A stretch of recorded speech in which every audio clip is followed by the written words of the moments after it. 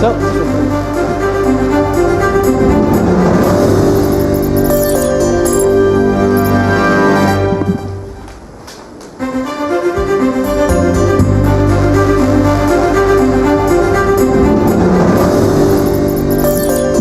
we have a warm round of applause, please?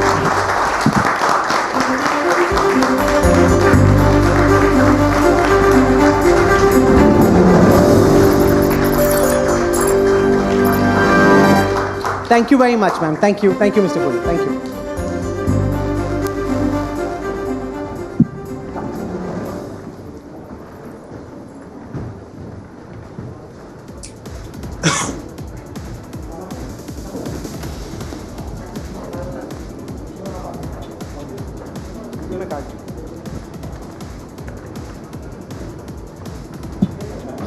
You're banging on this side.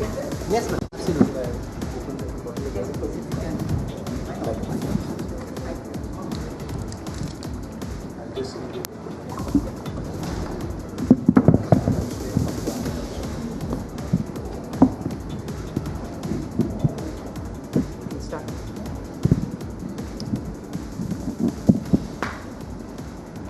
Hello and welcome to the grand finale of the India Today Budget Roundtable.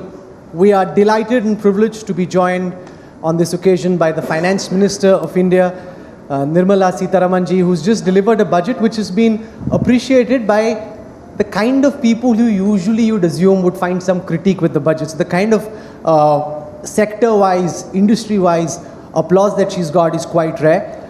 We have a lot to talk about. Ordinarily, we have, say, a corporate roundtable and you have industrialists coming, so we requested Nirmala Sitharaman ji to take questions from an editors roundtable. So we're very happy to have you over here.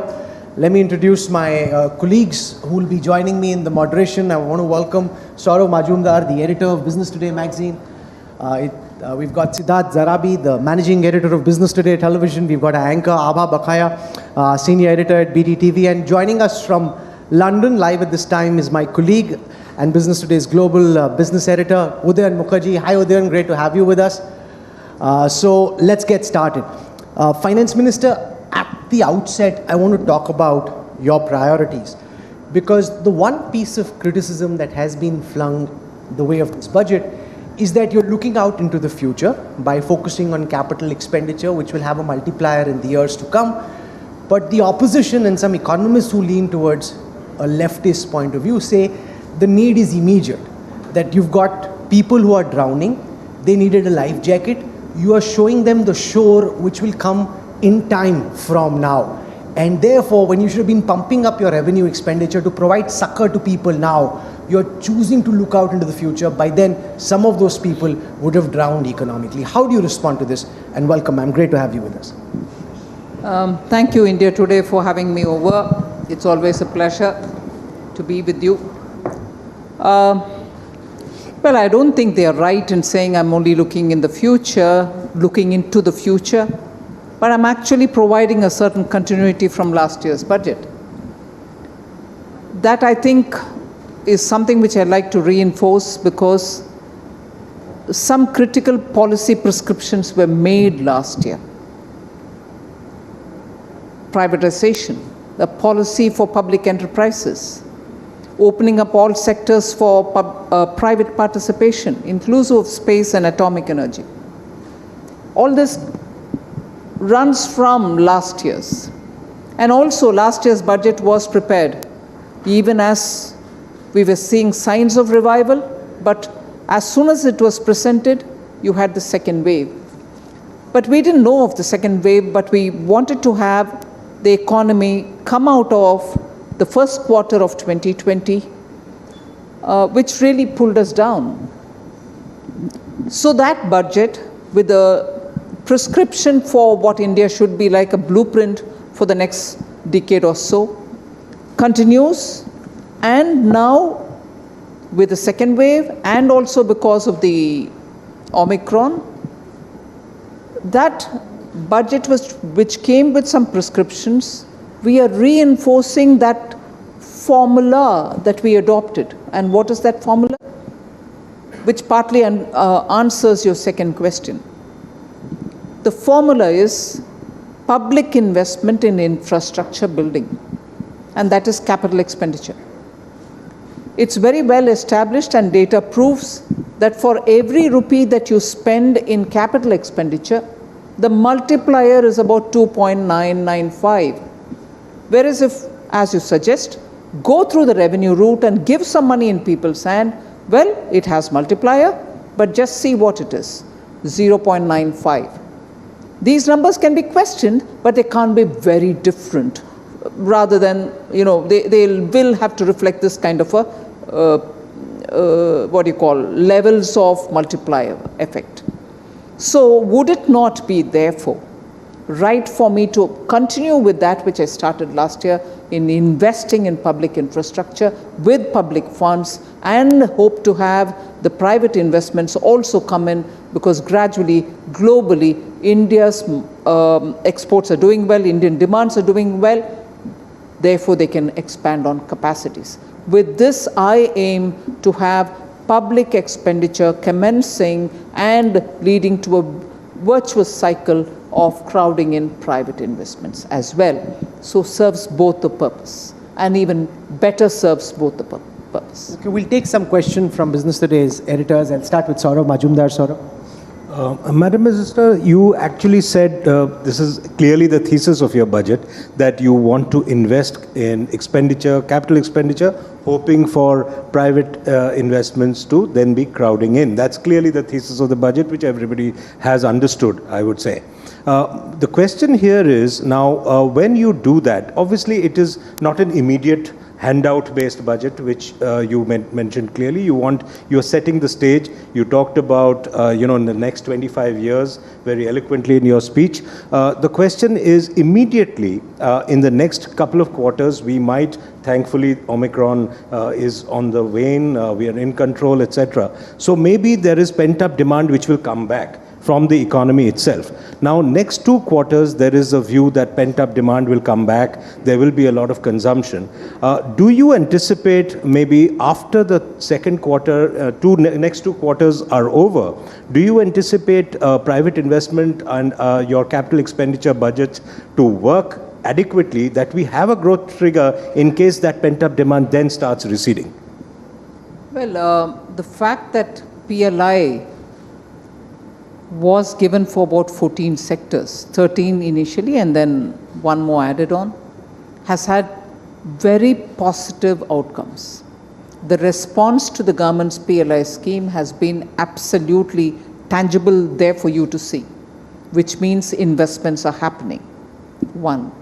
And second, also triggered by that, and also from the point of view of being right, the corporate tax reduction which happened pre-pandemic, 2019 October, we had said that will apply to all new manufacturing capacities that are getting created till 2023 March.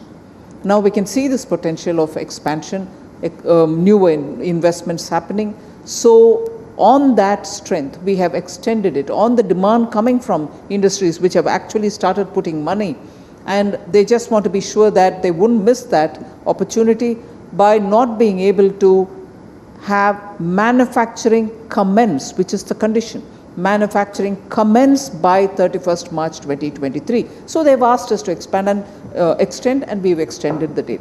All these indicate to me that industry, private industry, is coming in with additional investments and also expansion in capacity. Again, for the way in which our exports have ramped up, that couldn't happen without capacities being brought in for meeting with the demand which is happening, going out, meaning expanding their exports. Now, whenever you expand exports, it's also because your production within the country is growing, and that means more jobs are happening. And therefore, I would want people to look at all these developments rather than cling on to one number which comes from somewhere and say, no, jobs are happening. There can be more jobs happening. I also will concede that. But jobs are happening. So we'll take the next question from Udyan Mukherjee in London. Udyan? Thanks, Rahul. Mrs. Sitharaman, your focus on capex is very welcome, and it's been welcomed by industry and the stock market. But just to understand those numbers better, of the 2 lakh crores of additional capex that you've laid out in the budget, 1 lakh crores or half of it is through the states which you are lending to. And we've seen in the past that even when outlays on capex are very large, execution actually is tardier than the outlays, and one doesn't achieve the kind of project execution that you set out to do. Do you fear that because of execution issues, particularly because this time execution is also equally dependent on states, you may not end up achieving the kind of multiplier effect that you're setting out to achieve? No, that's a reasonable doubt to have, but matter of fact, I will say, during the Atmanirbhar announcements, we had first come up with this thought of giving states some money without charging them the interest. Even if it was a borrowed money, we wanted to extend it to them. That was not a big sum, 10,000 crores.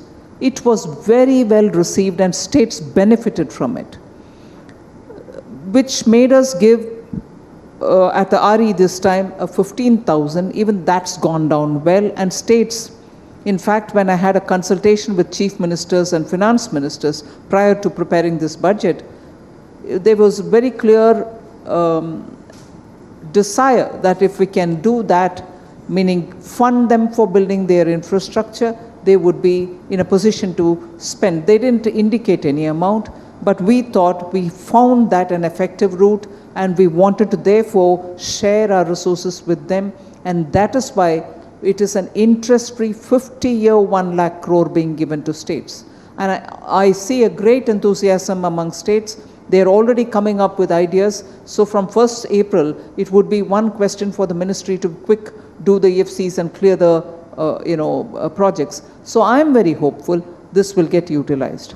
As regards central departments, last year, where we had given something like 5.54 lakh crores, we at the RE stage are able to say that even by 31st March, we would reach 5.51 lakh crores, just short of 0.03. Now, that is after quite a bit talking to the departments and asking them to meet up. I have had several reviews every quarter. The cabinet secretary was reviewing. Once the prime minister also spoke in the cabinet about it, saying that's the only formula through which we can revive the economy. If that was the case when, let us say, you had the second wave in April last year, and now with Omicron, you already reaching that 5.51 in this set of trying times, I'm sure the coming year departments would be ready, and they've got the, let's say, the formulation with which they can execute it even in difficult times. This time, I'm sure to achieve that 6.5, which is going to the central departments, and that 1 which is going to the states. So I quite understand your little worry, but I'm with you, equally worried, but wanting to work because I can see the potential of it getting used. Siddharth Zarabi. Madam Minister, thank you very much for that point, and I just want to take it forward. One of the ways that the government proposes to finance the future spending plan for the next year is borrow a lot of money from the market, and you yourself must have noticed and gotten this question on the bond market reaction. My question is not just that, but would it be a fair assessment to say that perhaps you have outlined a very large borrowing target, however, with better small saving deposits, with perhaps the entire disinvestment proceeds coming in, non-tax revenue in form of dividends, you may not need to borrow as much? Well, you've fairly covered what I would have used for an answer. But also, I will add one more. The stock market, particularly the bond market's response post the budget, I didn't think was because of the budget. If I were to look at the bond market's performance prior to the budget, they had already become a bit jittery. They were going up and down. And that's nothing to do with the budget. Budget was read out on the 1st of February, and we are more looking at what happened immediately after the reading out of the budget. But things happened even before that in the bond market. And I would think they are more jittery about the US Fed and the decisions of various central banks after that.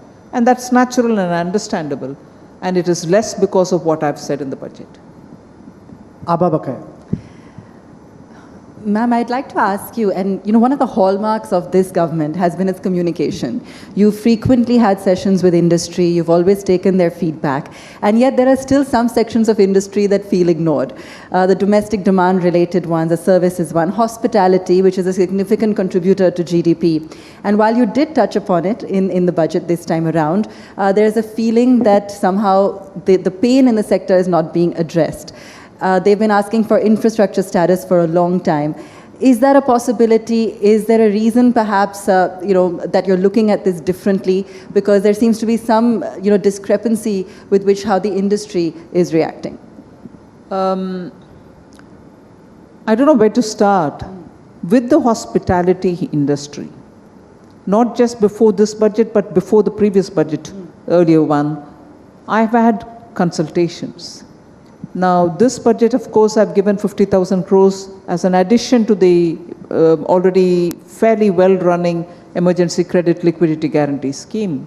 This is also a sovereign guarantee funded 50,000 that we're given, and we expect the banks to. In fact, in one of my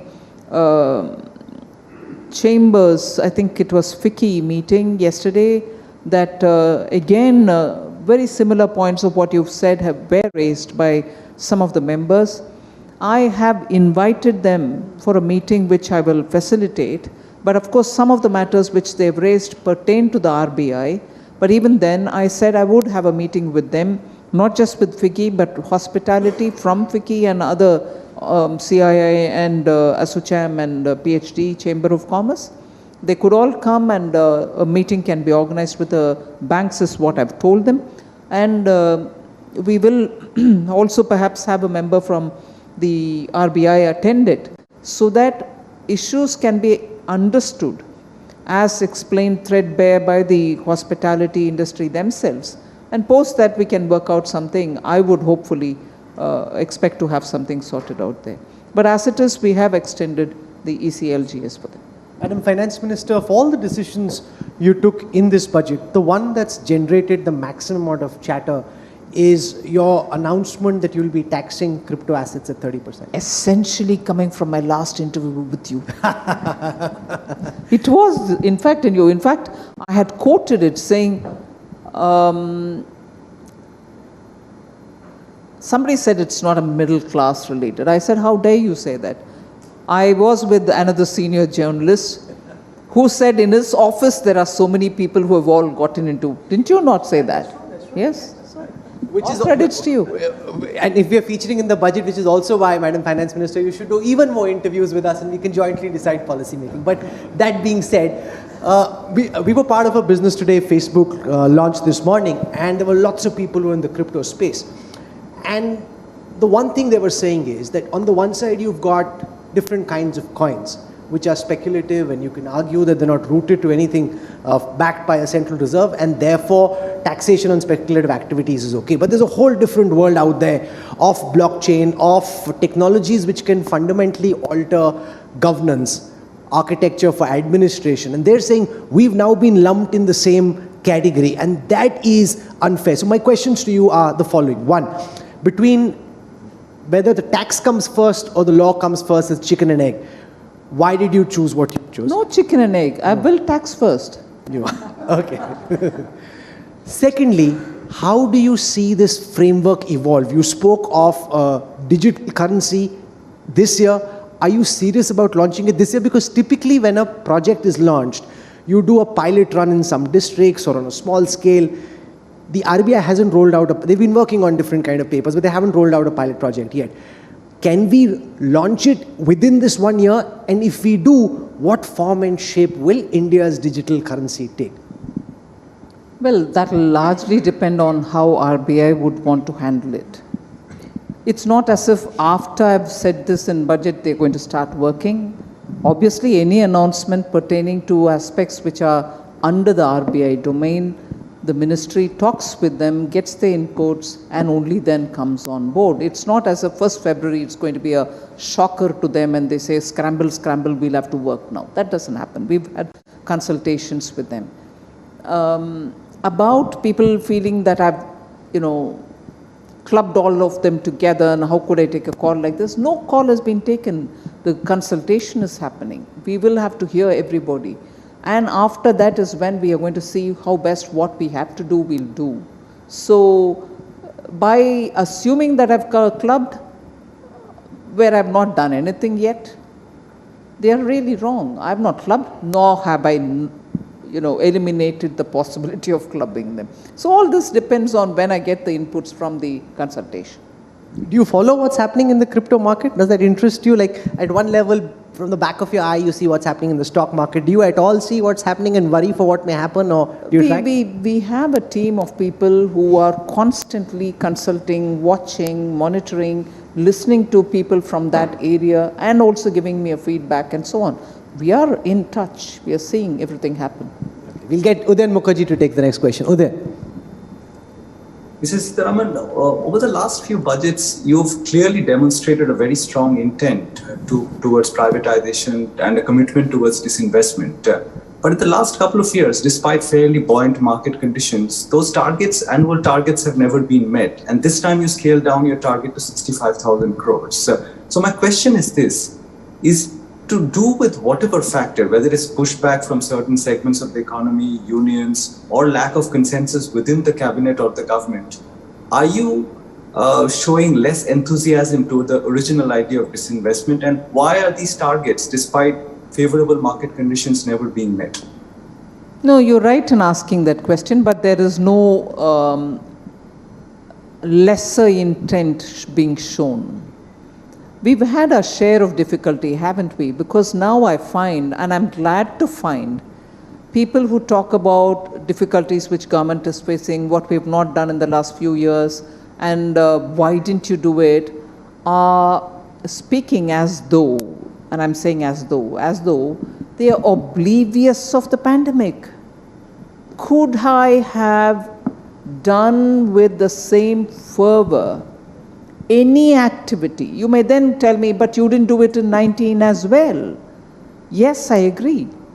But we've gone through a stage where absolute critical essential things were being taken up in 2020, 21 and 21, 22 as well. And even amidst all this, we've managed the Air India. Amidst all this, we've still managed several more through the DPE, NINL also, and so on. So we've not given up on what has been cleared by the cabinet, broadly mentioned as a policy in the last budget, where I listed out the names of those which have to be going out for this investment. We shall continue with them. And then, yes, this question of why did you estimate higher earlier? Why have you underestimated yourself? One thing which I have very clearly sort of taken forward and insisted on is to be realistic. Your numbers have to be realistic. Your assessments will have to be realistic. Your work will have to be realistic. And if we had that focus through the COVID, one output of that is the way in which revenue has been really improving and buoyant. It is not, again, I'll remind you then, in 2019, one thing which I've heard repeatedly from everybody, and I agree with it, I have no complaints, tax terrorism. People are being harassed. I want to say today that because we have adapted technology and used faceless methods, it has its own small glitches. We were able to plug all the loopholes and improve on revenue generation. Other than the fact that it is buoyant because activity has been recovering, there are very many ways in which we are keeping a promise, but probably through ways which is not so obvious outside. And when the results come, I take an opportunity to say, hey, this is also because of this. So like that in disinvestment also, no hesitation, no taking a step backwards, we will go ahead and we'll continue to go ahead. In fact, Like, taking Sorry. borrowings which were off budget, making them more transparent, and being conservative in the estimates that you put up on tax collection or even on the GDP, where your view is more conservative than even the IMF, has been one of your big achievements in terms of becoming more and more transparent and conservative. Well, then you have a follow-up. Just go for it, and then we'll pass it on. Yeah, I just had a follow-up, Mrs. Sitaraman, and I speak as a well-wisher on this issue of divestment. I want the government to achieve much more than it has achieved in the previous couple of years. And in that strain, I would like to ask you whether, something like a BPCL, which was supposed to have happened last year, do you think the government might be making it more difficult for itself by doing things like not raising the price of fuel? Because since November, the price of fuel has not gone up. Now, any bidder which is sitting out there in the world of petroleum sees all this and says, okay, then diesel is not, or fuel is not fully regulated, deregulated in India. Why am I going to buy this asset? Do you think these issues, kind of issues, may be coming in the way of successfully completing some of these big disinvestments? You largely handle business journalism, don't you? Of course. Fuel global price. business editor, that's his... No, I'm purposely asking it. Fuel price. And you want me to look at it only from the prism of disinvestment? No way. It is important for us for two reasons. One, it is something which we almost like 95% of all that is consumed in India, we import. Second, that's actually, of course, when you look at the inflation basket, the component of fuel, lots of arguments can happen saying, is it really all that important or is it not? Aside from that, it certainly adds to the inflationary triggers. Now, even despite the pandemic, except for 1 or 2 months, we didn't breach the 6% barrier, just once or twice. We've been conscious that we have to be within the limit. And at one point in time, Prime Minister, just before Deepavali, brought down the price. And many states came down as well. And at a time where the futures of oil prices were not promising at all that it will come down. It was obvious it'll remain there or it might go up. But even then we brought it down. So please, BPCL and this, I would not ever link. Although there is a reason to think that they're connected from the point of view of the valuation and everything else. But no, I'm more concerned about keeping the poor get their daily, wage, food be affordable, and energy is a very critical component in India because majority of the movement of the food happens largely by road, less by waterways. So, well, I have other considerations also. And then the big gorilla in the room, which Mrs. Sitaraman didn't mention, is ELECTIONS, elections. Because, ma'am, for the last several weeks, fuel prices haven't gone up.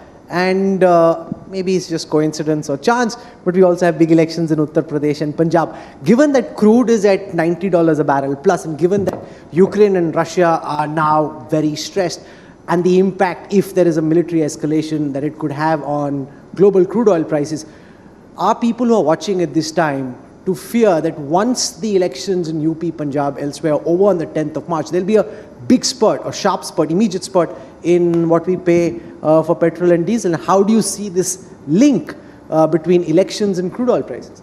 You are at your liberty to speculate on anything. You speculated that the budget is going to be for the elections which are happening. And the moment it didn't have anything in it, oh God, look at the shock. People are just, it's a boring budget. It had nothing in it, huh? That's ducking a bouncer and just letting it go. Let the 10th of March come, then we'll deal with prices. Siddharth Zara. Okay. One of the key things that the Modi government did, Madam Minister, in the first term was the cleanup. is the big cleanup, the insolvency cleanup, the bad debt in the banks cleanup, the corporate balance sheet.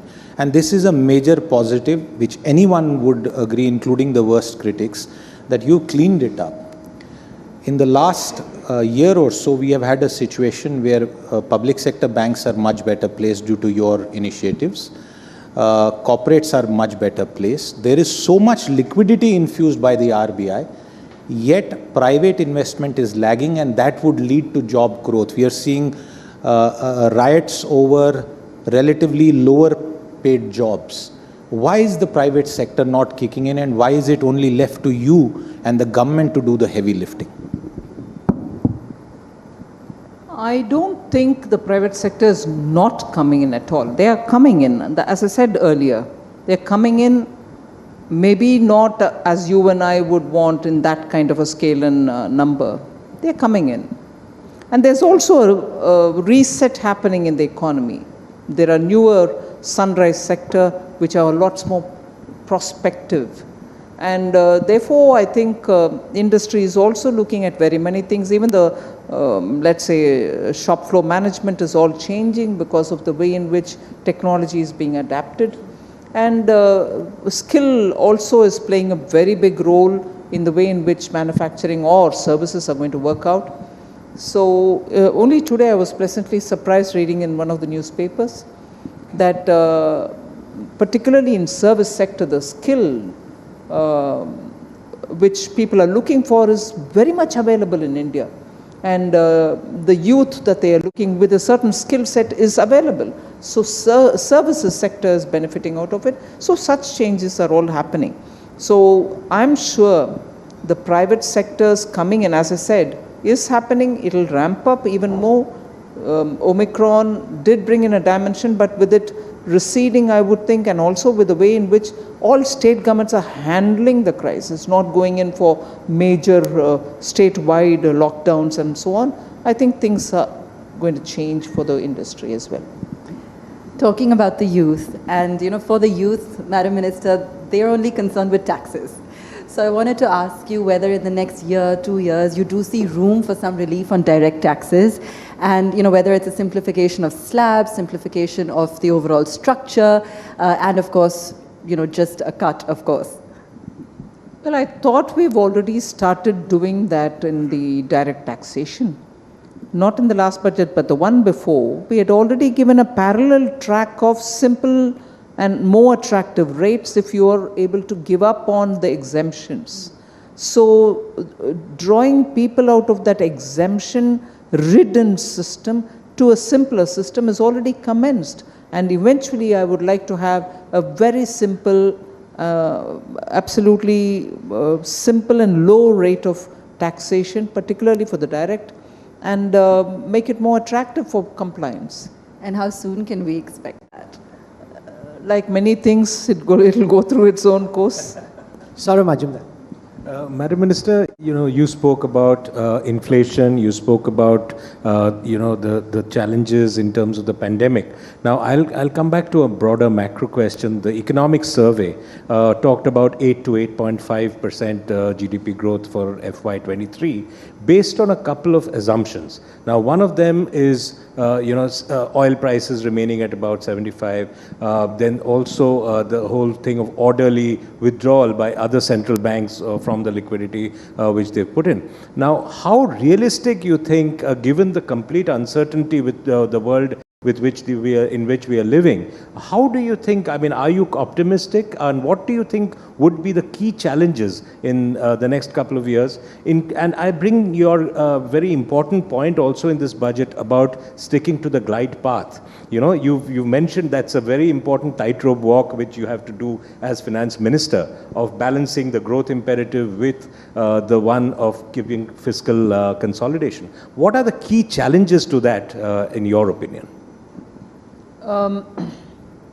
It's not shifting the ground from where the challenges arise, but they are essentially two which are not so much within India.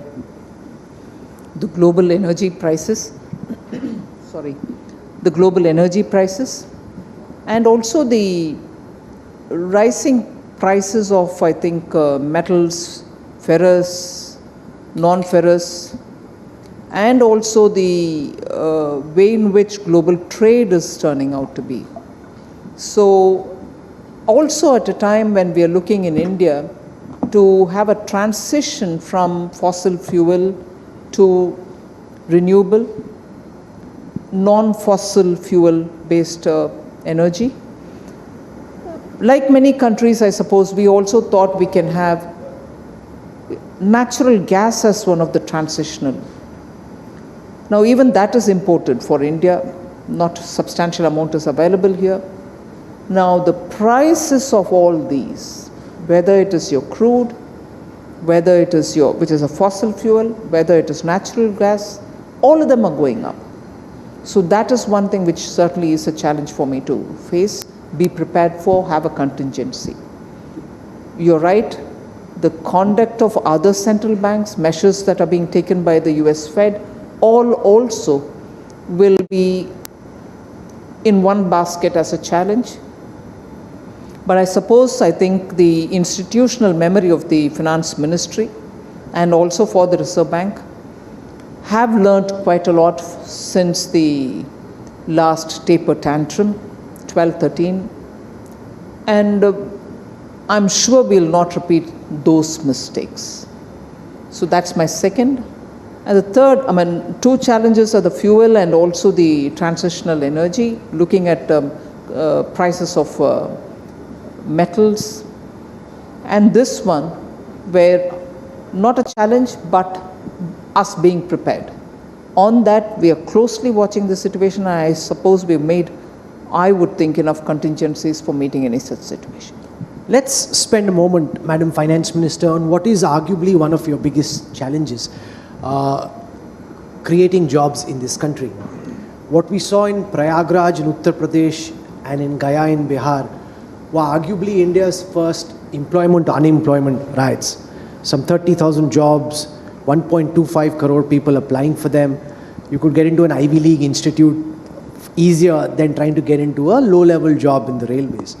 If the percentage of Indians employed were to be equal to the percentage of people employed in the global workforce, on an average, India would need 600 million jobs. At this moment, we have about 400 million people in the working population, which means that 20 crore people who at this moment should have jobs but don't. That's alarming. But as the person who's really at the steering wheel of India's economy, how do you address the challenge of job creation? Does it give you sleepless nights? And what do you think you could do, or people sitting here could do, to try and expedite the creation of jobs? How do you see this? It's on employment, I would think it's damn easy to ask a question. And it's a very big challenge for conveying what you're doing in the government. It's not just the government which is going to be able to provide jobs.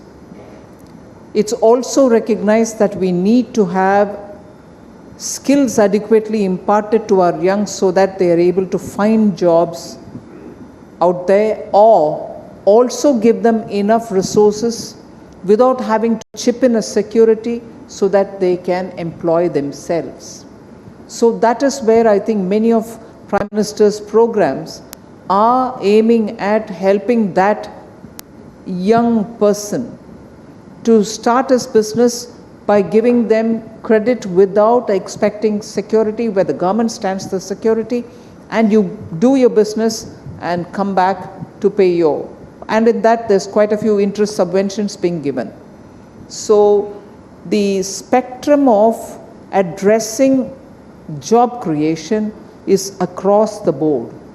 Government to some extent, government facilitated somewhat, and for opportunities for self-employment, providing them connectivity to the world so they can sell their products, get them access to raw materials through transparent processes.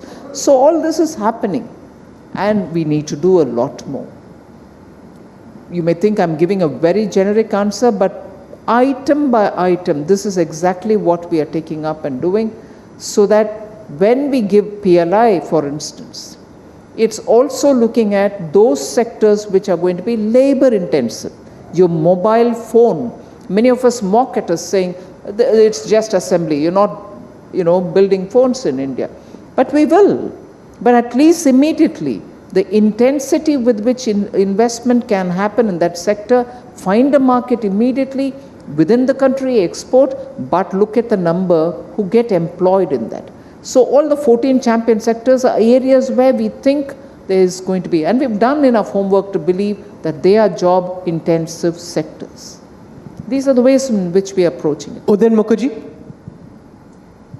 Mrs. Sitaraman, we were talking about divestment a while back, but a much bigger program and a more ambitious one in terms of numbers is the asset monetization program of the government that you have laid out. But while it's a 6 lakh crore program, we don't have a yearly target for it like this investment. Can you give us a sense of what you expect to achieve on the asset monetization front in, say, FY23, even a ballpark number? And what are the first 2 or 3 projects that you would like to take off the ground just to kick that asset monetization program off? See, asset monetization is also going to come under the PM Gati Shakti framework. So, wherever there are lands which can be monetized, and the difficulty in putting a number in terms of valuation is because they are spread across the country. They are always not in the capital city. They are sometimes in remote parts, because the earlier priority was take an industry to the most underdeveloped area, remote area, it might help, and give them a lot of land, give them some money from the government, but that's where it was. So most of these lands which I can carve out for monetization are in different states, are in different parts of the states, all of which may not obtain the kind of value that we'll immediately imagine of a government piece of land. And one unit which sits in Delhi, the Deepam, has to monetize that, has to monetize something else, somewhere east, somewhere west, and therefore it has its own difficulties. So number is impractical for me to give at one go. I can give piece by piece. And also looking at asset monetization being a part of Gati Shakti is only going to help us to optimally utilize it for something else which would otherwise go searching for land in the neighborhood, can also be helped in providing it for them. Some of the states have come forward saying we wouldn't mind taking it because it might help us in starting a new program for ourselves. So it is a very dynamic process.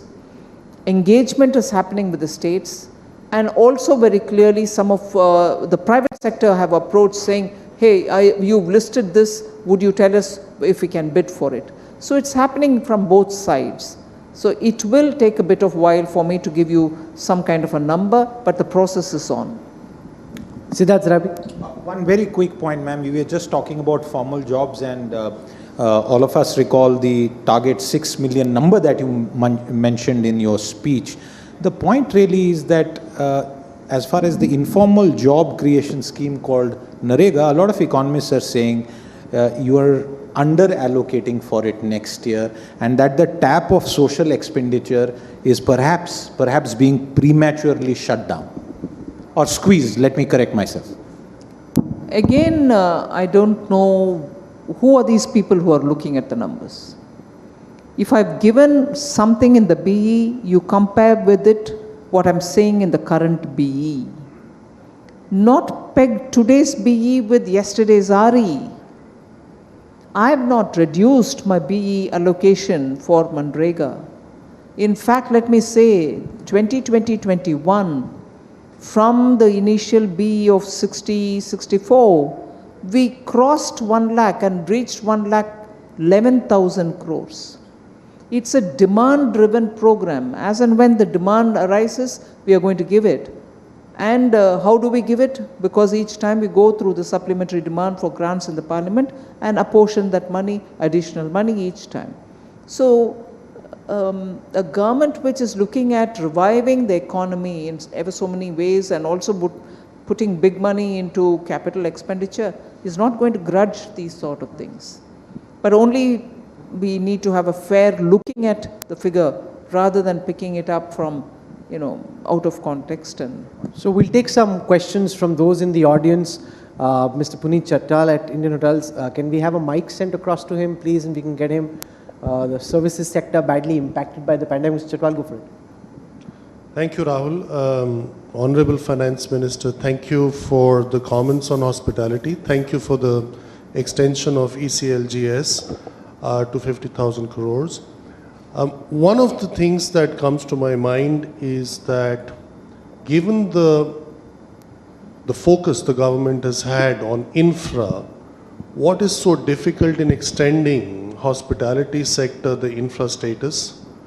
Number two is why can we not have it included after 75 years of independence in the concurrent list of constitution? Number three, to quote and unquote you in one of the forums, where you use the word Gamanzo Yui, the sector that has been patient, resilient, and perseverant can help. Just now on the question before that on employment, because this is going to take off again in a very big way. And one of the ways to solve the challenge of employment is through this sector, because in both the formal and informal employment, this sector globally has played a very important role and will continue to do so also in this country. So I don't have a question, my only request is over the next 3 months, 6 months, 9 months, as things change and evolve, I think you have other levers besides the budget to be used to support this sector. Thank you. We'll get the next question from Mr. Arun Puri, the Chairman and Editor-in-Chief of the India Today Group. Mr. Puri. Madam Minister, excuse me for asking a what-if question. What if you had got the full amount of money from your disinvestment, which is I think 1,75,000 crores? What would you have done with it in this budget? it would have been part of my 7.5. So it has gone to infra, Of course. not to Priority any other, now no is- any revenue expenditure. No, priority now is capital expenditure because that has a greater multiplier. So, I mean, you've been criticized for not helping the ones who are vulnerable and giving them relief. So I would have thought that you would have put some of that into revenue expenditure. Well, you asked a what if, I'm telling a what Okay, sir. I can do. Okay. And that is why I said that. But it's also not true that we are not giving anything to the suffering. We can give a lot more. It's a different story. 19 full months, free food grain has been given by this government. It's not because we don't, it's not because we are insensitive to those who are suffering. EPFO has been paid by the government, all 24%, both employer and employees. The emergency credit guarantee, you would say, is definitely a credit. It's only a loan, but it is backed by government assets. You've not given an extra property for it. As a result of which State Bank of India study itself said 1.5 crore jobs have been retained. They would have been thrown out of the jobs otherwise. So there are ways in which we are coming up with help for those who need it. It may be insufficient. It may be insufficient. But we will try to do more. But we've chosen the capital expenditure route because we think the multiplier is better. And that, again, is not going to remain in terms of cement and steel. It's also going to create jobs in situ wherever these projects are being undertaken. Raj Chingappa, Editorial Director, Publishing of India Today. Madam Finance Minister, I just want to continue with what Arun had asked, and also Rahul had mentioned. The fact that while a lot of these infrastructure projects would take time, there's a gestation period, you have to buy land, you have to get things going, and the jobs may not come quickly enough to meet the need. Why didn't you all think there was speculation, rumor that there was going to be a form of an urban Manrega? Was there a serious thought about it, and why didn't it figure in the budget? Well, there are serious thoughts given for several proposals and suggestions which come. It's also because the government needs a formulation with which you can execute it. Manrega is there, and it has also been criticized by the CAG during pre-2014 era. And we've corrected those based on the CAG's comments, and we are effecting it without any kind of pilferage. One. And second, spending in infra gives a misleading indication, I think, that till that project, assume I'm building a dam, assume I'm building a flyover in a city, till the flyover completes or the project gets completed and the flyover is inaugurated, it does not create any effect on the economy, seems to be the assumption. That's not true at all. Till the flyover is inaugurated, it gets built, people work on it. People also work in those cement factories, in those steel factories, in those brick factories, in those cable factories. People work there also. They are all procured. And the work happens at the site. So till that time, actually, and not certainly after the completion of the project, it creates employment, direct and indirect. Post that, it helps people to go faster to the place where they are employed in. If you take the example of a flyover in the heart of a city. So, end of the project is the outcome, but the process, money moves from my hand to the fellow who's supplying cement, for the fellow who brings the contract workers, for the fellow who brings the cable, and the fellows who are laying it all. So it does create immediate jobs. No, I was only mentioning that, not at the fag end of a project or anything like that. I was just saying that any project in this country to take off in an infra project, whether it's land acquisition, there is a time lag. There is definitely that. And in this time lag of, say, 1 or 2 years, what is the kind of circle you would provide those who really need the jobs? Well, I think the projects which are in the pipeline have already been cleared and work has happened. In fact, the last 2 years, if you would see the number of projects which have got completed. For that matter, if I have to take this Swami, the single window that we opened up for completing incomplete projects for housing, money went in, it created jobs, the project got completed, middle class households got the key to their apartments. Happened all within the 2 years. That was early 2020 that I had opened up that project.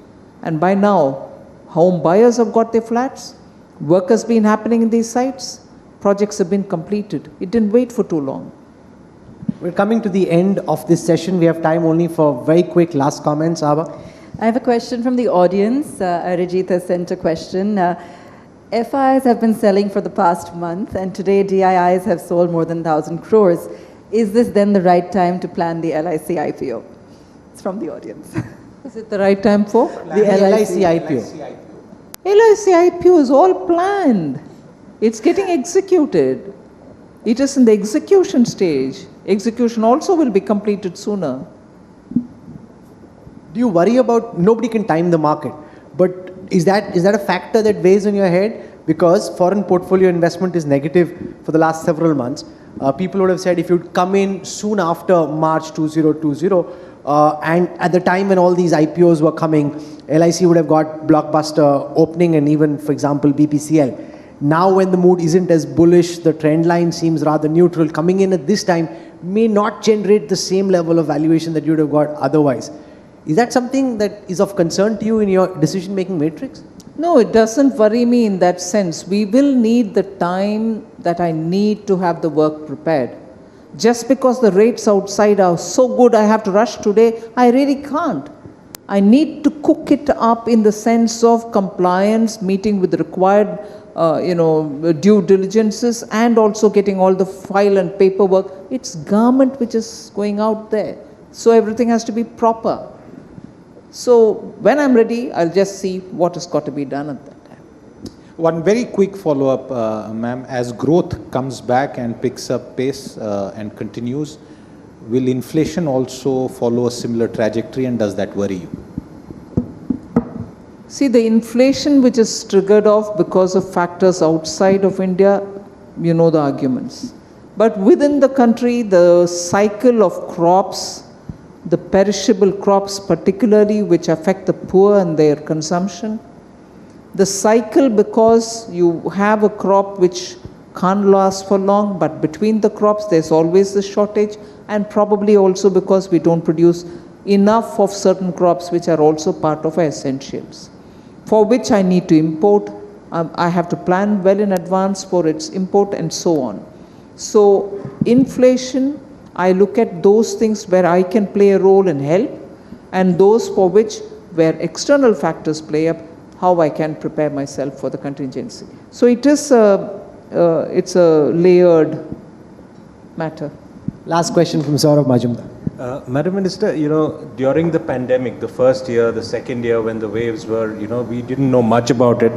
The government and the Reserve Bank actually, did a lot of work together in tandem. You did what you could, the Reserve Bank did what they could, and the old argument of the problems between the government and the Reserve Bank seem to be completely forgotten and a thing of the past.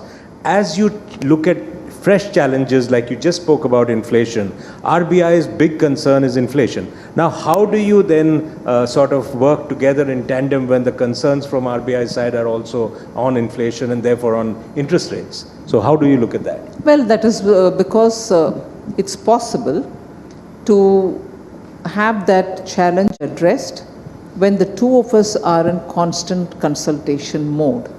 And I think, to be fair to the RBI, they have been continuously engaging with us. And we've been happy to take their inputs and also giving what we can share with them.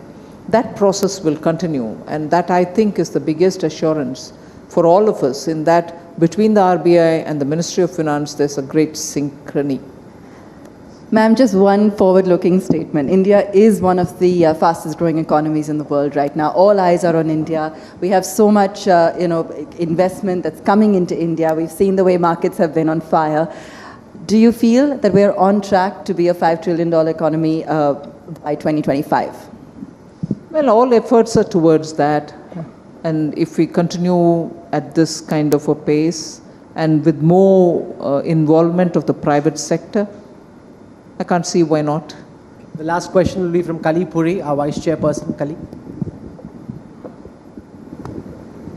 Ma'am, how did you fend off the pressure to have an election budget? I mean, basically, the 5 states going in for elections is considered the semi-final for 2024.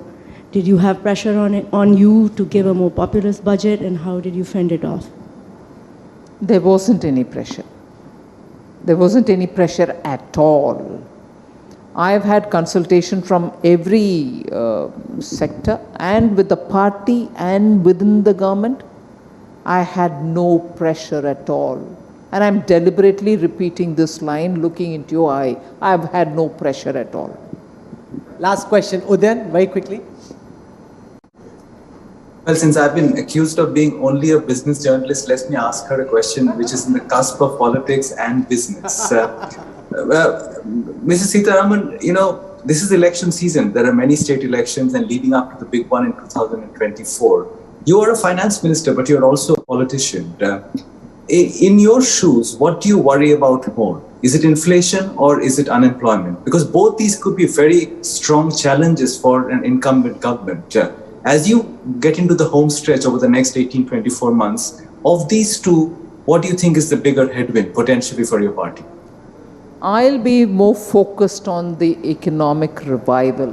That's the focus I will have, and I will keep doing that. Madam Finance Minister, I'm not certain about you, but I loved this session. It was a lot of fun.